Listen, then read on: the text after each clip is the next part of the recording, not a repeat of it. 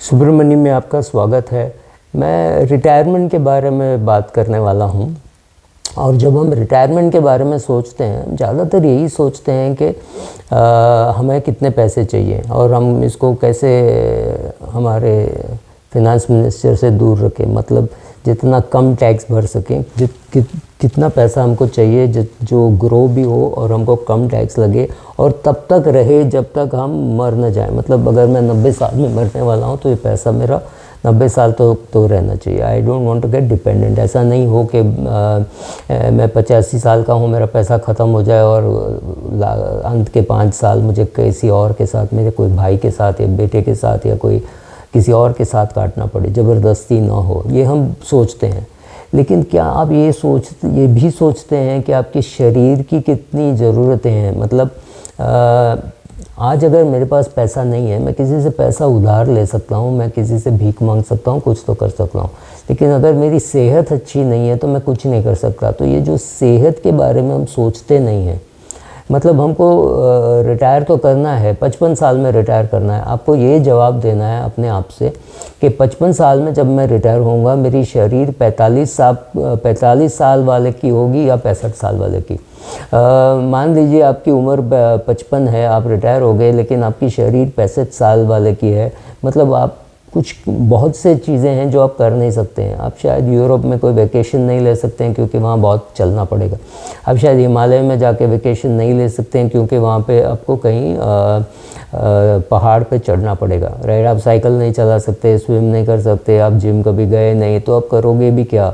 55 में रिटायर हो जाओगे, 65 में रिटायर हो जाओगे। कुछ करने के लिए आपके पास पैसा होना चाहिए और आपके शरीर में शक्ति होनी चाहिए। तो जब आप रिटायरमेंट के बारे में सोचते हैं, मान लीजिए आप काफ़ी यंग हैं, आपकी उम्र अभी 25-26 साल है। जब आप रिटायरमेंट के बारे में सोचते हैं, या 25 साल में सोचो या 35 साल में सोचो, उसके साथ जब रिटायरमेंट की गोल होती है, वैसा ही एक अपने फिटनेस के बारे में, अपनी तंदुरुस्ती के बारे में, अपनी सेहत के बारे में भी आपके पास कुछ फिटनेस गोल्स होने चाहिए। अगर मैं एक 40 साल के आदमी से मिलता हूँ और वो मुझे बोलता है कि मेरी फाइनेंशियल कंडीशन बहुत अच्छी है, मेरा कोई बोरोविंग नहीं है, मैं हर महीने पगार मिलता है और मेरा मस्त ज़िंदगी चल रही है। और एक बंदा मिलता है जो बोलता है मैं 40 साल का हूँ, मेरे कोई बोरोविंग नहीं है, मेरा अच्छा सैलरी है, मेरी बीवी भी कमाती है, उसकी भी अच्छी सैलरी है, मेरे माँ बाप के साथ में रहता हूँ और मेरे पास आज इतना पैसा है कि कल अगर मेरा बॉस मुझसे कहे कि आप कल से नौकरी पे मत आओ, मुझे कोई प्रॉब्लम नहीं, मेरे पास उसका भी पैसा है, राइट। ये जो अंतर जो आपको दिखता है वही होता है। अगर मैं इसी 40 साल के आदमी को पूछूं कि आपकी तबीयत कैसी हो, कहते हैं हाँ सब ठीक है, मैं कोई मुझे बीपी शुगर कुछ भी नहीं है, कोई फिज़िकल प्रॉब्लम नहीं है, मेरा मस्त चल रहा है ज़िंदगी। और दूसरा बंदा बोलता है मैं 40 साल का हूँ, मुझे कोई बीपी शुगर कुछ नहीं है, मैं 10 किलोमीटर दौड़ सकता हूँ और वो 52-53 मिनट में दौड़ सकता हूँ, और मैं 5 किलोमीटर अगर दौड़ूँ तो 23-24 मिनट में मैं दौड़ सकता हूँ। अभी आप समझिए कौन ज़्यादा फिट है, राइट। दोनों बोलते हैं मैं फ़िट हूँ, क्योंकि जो बंदा बोलता है मेरा कोई प्रॉब्लम नहीं है, उसने सोचा ही नहीं है, उसने सोचा नहीं है कि रिटायर होके करना क्या है, राइट। अपने दायरे में रह के ही आपको सोचना है, लेकिन सोचना तो है ना कि क्या करना है फिटनेस लेके क्या करना है उसके बारे में मैं बात नहीं करने वाला हूँ। कैसे करना है उसके बारे में बात नहीं करने वाला हूँ। अगर आप आदमी हैं, औरत हैं, जो भी है, आपको जिम जाना ज़रूरी है। आप ये समझते हो मैं वॉकिंग करता हूँ वो एक्सरसाइज है, वो एक्सरसाइज नहीं है। Walking is not an exercise. You will have to lift weights, you will have to do running, sprinting, वो एक्सरसाइज है। Walking is more time pass, it is not really an exercise. So आपको इस चीज़ पे ध्यान देना है कि हाँ मेरे पास काफ़ी पैसा है, लेकिन मेरे पास सेहत नहीं है, तो मैं क्या करूँगा। कभी तो राकेश झुनझुनवाला के पास जब 10,000 करोड़ था, कभी तो उसने सोचा होगा मेरे पास तो काफ़ी पैसे हैं, मैं अभी पैसे नहीं कमाता हूँ, मैं अपना टाइम अपने सेहत सुधारने में लगाता हूँ। मान लीजिए हम सबके पास 24 घंटे हैं, उसमें से 10 घंटे आप दूसरे नींद के लिए, नहाने धोने के लिए, वो सब चीज़ के लिए निकाल दीजिए। मतलब आपके पास 14 घंटे हैं। इस 14 घंटे को आप कैसे इस्तेमाल करते हो? क्या इसमें धन कमाने के लिए इस्तेमाल करते हो या इसमें सेहत बनाने के लिए इस्तेमाल करते हो, और क्या रेशियो और क्या प्रोपोर्शन है। जब भी आप 23-24 साल के हो, आपको कोई हेल्थ का कोई प्रॉब्लम नहीं है, आपकी सेहत मस्त है, आप रात भर जागो, पार्टी करो, अगले दिन फिर आप ऑफिस में जाकर के अच्छी तरह से काम कर सकते हो, वो 24 साल में होता है। जब 42 साल के हो जाओगे तो नहीं होता, तो आप ये सब नहीं कर सकते हो। आप अगर रात को देर तक पार्टी करोगे तो अगले दिन ऑफिस में नींद आती है, आप काम नहीं कर पा रहे हो, तो आपको दिखता है वो।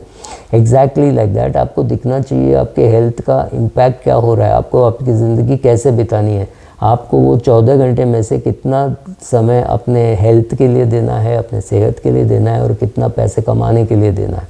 क्योंकि तब उस उम्र में आपको ये भी देखना है कि आपके इन्वेस्टमेंट कैसा कर रहा है। जब भी आप 24 साल के हो और समझिए आप 15,000 रुपये का एक SIP कर रहे हो, तो उसमें एक ही फंड में आप कर रहे हो, तो कोई आपको बार बार देखने की ज़रूरत नहीं है। लेकिन जब आप 42-45 साल के हो गए हो, आपके मान लीजिए आपके पास 6-7 करोड़ रुपया है जिसका निवेश हुआ है, तो आपको देखना है ये म्यूचुअल फ़ंड क्या कर रहा है, कैसे कर रहा है, मुझे क्या कोई और म्यूचुअल फ़ंड ऐड करना चाहिए, मुझे क्या कोई और इक्विटी ऐड करना चाहिए, उस पर भी आपको दिमाग लगाना है, और आपके सेहत पे भी दिमाग लगाना है। मतलब आपका जो 14 घंटा है उसको आप 3 भागों में निकाल दोगे तो थोड़ा ऑफकोर्स नौकरी करोगे, 6-7-8 घंटे उसमें जाएंगे, बाकी के 7 घंटे में आपको थोड़ा सोशल नेटवर्क बढ़ाना है, थोड़ी सेहत की देखभाल करनी है, खाना बनाने सीखना है, कोई और हॉबी डेवलप करना है, वो 7 घंटे में करोगे। जब आप रिटायर हो जाओगे तो आपके पास पूरा 14 घंटा है, तो आपको ज़्यादा समय हेल्थ के लिए देना चाहिए।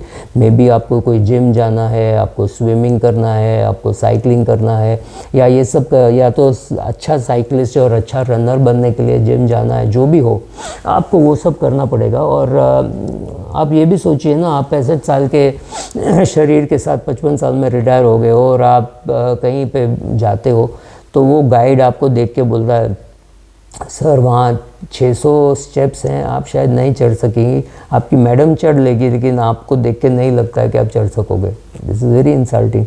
इसका ये मतलब है कि आपने ध्यान नहीं दिया अपने सेहत के लिए, राइट।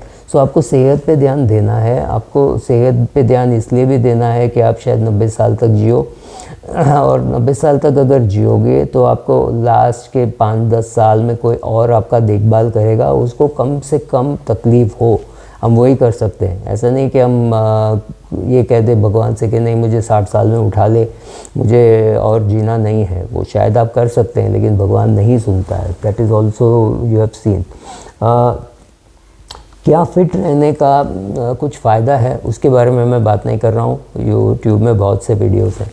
क्या इतने फिटनेस से आपका रिटायरमेंट इम्प्रूव हो सकता है? हाँ, इम्प्रूव हो सकता है। आपके दोस्त लोग आपके साथ ट्रैवल कर सकते हैं, शायद आपसे छोटे हों, शायद आप ही के हम उम्र के हो, आपके कज़न्स वगैरह सब आपके साथ ट्रैवल कर सकते हैं। आप शायद हिमालय चढ़ सकते हैं, आप कहीं और लंबे लंबे वॉक जा सकते हैं, right. 100 kilometre walking race you can go, right. ये सब चीज़ें आप कर सकते हैं, सिर्फ तब कर सकते हैं जब आपने अपनी सेहत की ध्यान दी हो, right. So one of the best things that you can do. आपको याद रखना है कि आप 55 साल में भी रिटायर हो रहे हो तो अगले 30-35 साल आप जी सकते हो।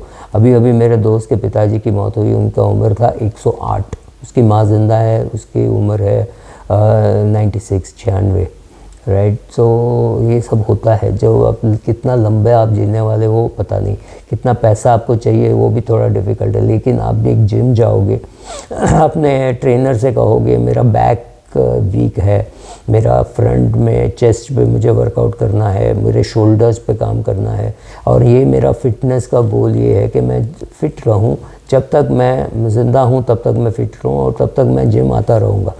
जब भी आप 26 साल के हो, 24 साल के हो, तो आपके लक्ष्य कुछ और हो सकते हैं। आप अपने जिम वाले को बोलोगे मुझे 5K का एक रेस जीतना है, मतलब उसको 16-17 मिनट में मुझे करना है। That could be a goal. So financial goals के साथ फिटनेस गोल्स भी रखोगे तो ऑब्वियसली आपका रिटायरमेंट अच्छा बीतेगा, आपकी सेहत अच्छी होगी, अब अच्छी चीज़ें कर पाओगे। ये सब करने के लिए सेहत चाहिए। So look after your health while in retirement and while preparing for retirement. Thank you.